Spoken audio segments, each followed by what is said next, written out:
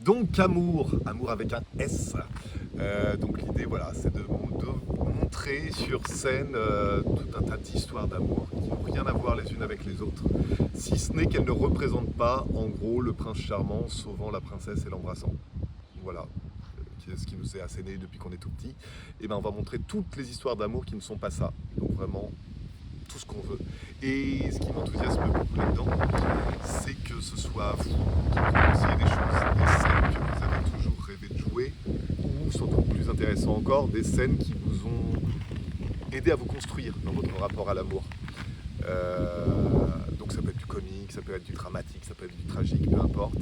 Ça peut être des scènes de théâtre, des scènes de film, pourquoi pas même des chapitres de romans qui vous ont marqué.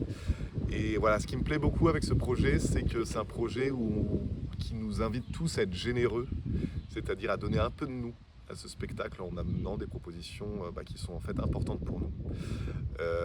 Et puis généreux dans le jeu aussi, puisque qui dit amour dit qu'on va devoir sortir un peu de notre zone de confort. Alors je le dis, je l'ai mis dans l'affiche, mais je le redis là aussi.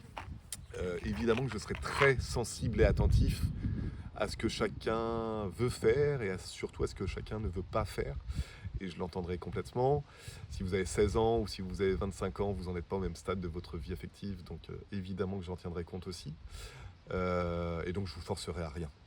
Mais par contre, si vous choisissez ce projet, je tiens quand même assez à l'idée que vous vous disiez, bon bah si je vais dans ce projet, c'est pour prendre un peu de risque, pour me dévoiler un peu, et puis pour sortir un peu de ma zone de confort en faisant des choses que je savais peut-être pas que je serais capable de faire, mais qui ne me sont pas douloureux ni désagréables. Voilà. Juste, tu disais donc amour avec un S. Est-ce qu'on est que dans le sentiment amoureux humain ou est-ce que ça peut être au final Pour alors moi, déjà explorer parce que je rappelle que je ne sais plus le nom exactement mais que certaines personnes se sont mariées avec des rames de tram ou enfin, voilà qui sont c'est des tout à fait possible. voilà. On est dans le sentiment amoureux, dans le sens où c'est l'amour au sens où on n'est pas dans l'amour filial, l'amour paternel, ou Mmh. on est vraiment dans ce sentiment amoureux. On n'est pas non plus dans le désir sexuel pur, on est dans le Oui. sentiment amoureux. Mais après, le plus large possible, justement, toutes les histoires les plus étonnantes sont vraiment les bienvenues dans ce spectacle. Donc ça peut passer, pourquoi pas, ouais, amour avec un animal, avec un objet. J'ai vu un extrait de reportage l'autre fois où c'était une femme qui était amoureuse de chandeliers. Elle avait toute une collection de chandeliers dont elle était amoureuse. Pourquoi pas? Enfin, si ça vous parle, allez-y, on fait ça. OK. Il faut justement est-ce qu'à chaque fois que ça parle à la personne ou c'est parce que juste ça les étonne ou que ça les fait rire aussi ou mais en acceptant toujours avec de la tolérance hein, bien évidemment mais ce côté curiosité en fait aussi de se dire tu vois, tu parlais de l'objet ça peut être on peut ne personnellement ne pas avoir envie de tomber amoureux d'un chandelier mais trouver hyper intéressant Voilà. l'histoire. En gros, c'est ça l'idée. C'est si vous amenez une proposition, il faut qu'elle résonne en vous, quoi. Différentes raisons possibles, ouais. Ouais. Ah, je tiens à dire aussi que c'est un groupe du coup jeunes adultes, on va dire, donc 16-25 ans.